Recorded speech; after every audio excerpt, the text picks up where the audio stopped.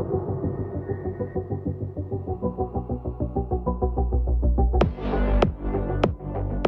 je vais vous parler d'autres pouvoirs du corps. Je vais vous parler du pouvoir des sens, en fait. Alors, imaginons un peu, quelques secondes, un monde futur où il serait possible de transformer nos sens. C'est-à-dire à la fois de transformer nos sens existants, mais aussi d'en posséder de nouveaux. Alors peut-être que ça serait extraordinaire, peut-être qu'on aurait un rapport à notre environnement qui serait transformé, peut-être qu'on aurait accès à des phénomènes qui ne nous seraient pas accessibles autrement, peut-être que par exemple, vous auriez accès, vous pourriez ressentir les champs électriques, vous auriez un odorat plus développé, vous par exemple, vous pourriez ressentir les infrarouges. Le problème, c'est que dans ce monde futur-là, eh bien, quand ces différentes personnes se retrouvent à une même table, ils ont du mal à dialoguer, ils ont du mal à s'entendre. Parce qu'en fait, ils vivent dans des mondes sensoriels tellement différents les uns des autres qu'au final, ils n'arrivent plus à communiquer, ils n'arrivent plus à partager ensemble leur expérience. Ils sont perdus dans leurs expériences au final uniques et incommunicables. Alors, pour revenir à notre présent, ce qu'il faut savoir, c'est que chaque espèce vit dans un monde sensoriel propre, lié à sa configuration corporelle. C'est ce que le biologiste allemand Jacob Boeskul appelle Umwelt. Qu'est-ce que l'Umwelt ? C'est ce qui va définir dans notre environnement ce qui nous apparaît et ce qui va nous être caché. Donc en fait, si vous voulez, chaque animal a sa propre réalité. Vous avez les serpents qui vont pouvoir détecter les infrarouges, les abeilles, les ultraviolets. Vous avez d'autres espèces qui sont centrées sur la température, d'autres sur l'odorat. Et en fait, le fait que chaque animal et chaque espèce ait sa propre réalité, eh ben, ça va lui permettre de saisir son environnement, mais ça va le limiter en fait. Ça va lui limiter parce qu'il y a tout un tas de phénomènes du monde qui vont lui être inaccessibles. Et si on réfléchit un peu, si on essaie d'imaginer par exemple la réalité, ce que peut être la réalité des autres espèces, eh bien, si on essaie d'imaginer par exemple la chauve-souris avec son système d'écolocation, eh bien, on peut arriver à comprendre un peu comment ça fonctionne, mais essayer de se mettre à sa place, d'essayer de se projeter dans ses ressentis, eh bien, ça devient très difficile.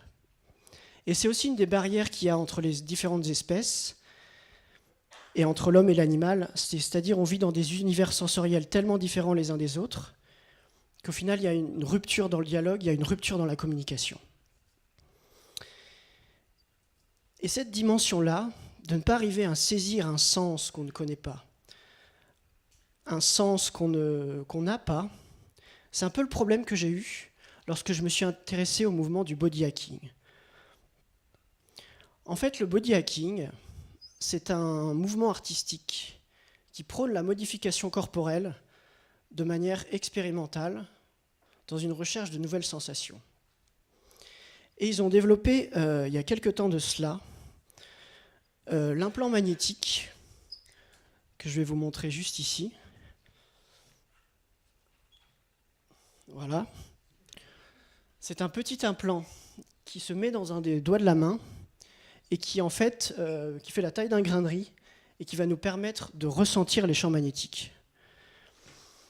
Donc j'ai eu différents entretiens avec des personnes qui possédaient cet implant. Je voulais savoir exactement pour quelles raisons ils utilisaient cet implant, comment ils l'utilisaient et aussi quel pouvait être leur ressenti. Et au moment de la question du ressenti, eh bien, il y avait comme un déficit de mots. Ils n'arrivaient pas à m'expliquer exactement quel pouvait être leur ressenti.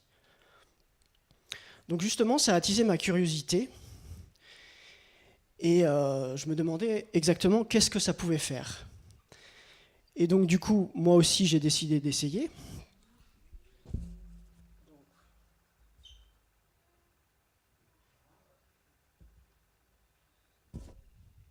Donc là, ce n'est pas de la magie cette fois.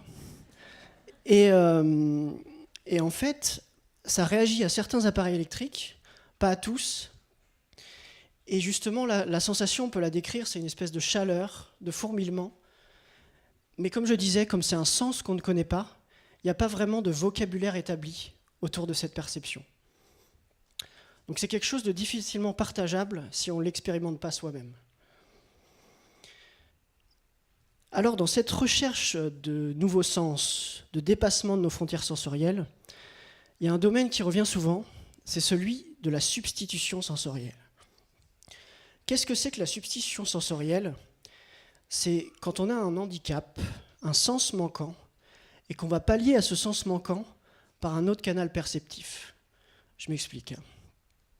C'est-à-dire, c'est un aveugle, on va lui mettre des stimulateurs tactiles, et ces stimulateurs tactiles vont lui donner des informations sur la scène visuelle qu'il a autour de lui. On va lui donner par exemple des informations sur le volume de la pièce, sur la disposition des meubles, etc. Donc là, c'est véritablement remplacer le visuel par le tactile. Et c'est pour ça qu'on appelle ça substitution sensorielle. Alors un des exemples les plus connus de substitution sensorielle, c'est l'artiste catalan Nil Arbisson, qui est né avec une maladie rare et qui est aussi un des premiers cyborgs reconnus, justement, à cause de son dispositif technique. Et en fait, il est né avec une maladie rare qui s'appelle l'achromatopsie, qui en fait lui empêche de voir les couleurs. C'est-à-dire qu'il voit le monde en noir et blanc. Donc évidemment, ça pose tout un tas de problèmes dans la vie de tous les jours, puisqu'on utilise les couleurs à peu près pour tout. Et en fait, il a développé avec un cybernéticien ce dispositif technique qui s'appelle l'iBorg, en fait, qui consiste en une caméra montée sur son crâne et qui va lui permettre d'entendre les couleurs. C'est-à-dire qu'à chaque fois qu'une couleur va passer devant sa caméra, eh bien, il va entendre une fréquence sonore différente. Donc ici, on remplace le visuel par le sonore. Donc petit à petit, il va y avoir un apprentissage. Il va arriver à discerner les couleurs de la même manière que nous. Et il va même aller plus loin, puisqu'il va améliorer encore son iBorg, et il va pouvoir discerner les couleurs de manière encore plus fine que nous, un spectre encore plus large, et il va même pouvoir discerner les ultraviolets et les infrarouges. Donc là, on passe véritablement d'une réparation à une augmentation. Alors ce qu'on peut se demander, c'est à quoi peuvent nous servir ces nouveaux sens ? Eh bien, ils peuvent nous servir à développer de nouvelles façons d'explorer notre environnement, d'avoir accès à des phénomènes qui ne nous étaient pas accessibles auparavant, et à développer de nouvelles interactions avec notre environnement et avec le monde qui nous entoure. Et il découle tout un tas d'applications pratiques de ces nouveaux sens. Par exemple, Nil Arbisson, comme il sait discerner les ultraviolets, il peut savoir à quel moment il peut aller à la plage. Donc c'est plutôt pas mal. Et vous avez aussi... moi, j'avais interrogé une fille qui utilisait l'implant magnétique parce qu'elle était électricienne et elle s'en servait pour connaître l'intensité des transformateurs électriques avec plus ou moins de succès. Hein. Et il y a aussi Cyborgness, qui est une entreprise qui a développé un dispositif technique qui permet de ressentir le nord magnétique. Donc là, ça sert à l'orientation. Et en fait, on développe comme ça une espèce de compréhension sensorielle de notre monde. Mais ces différents sens, ils ne trouveront leur véritable efficacité que quand ils seront partagés en communauté. C'est-à-dire que s'ils sont utilisés de manière unique, par une seule personne, ça restera un gadget, si vous voulez. Et en fait, une perception n'acquiert son véritable sens que quand elle est partagée. C'est-à-dire qu'il y a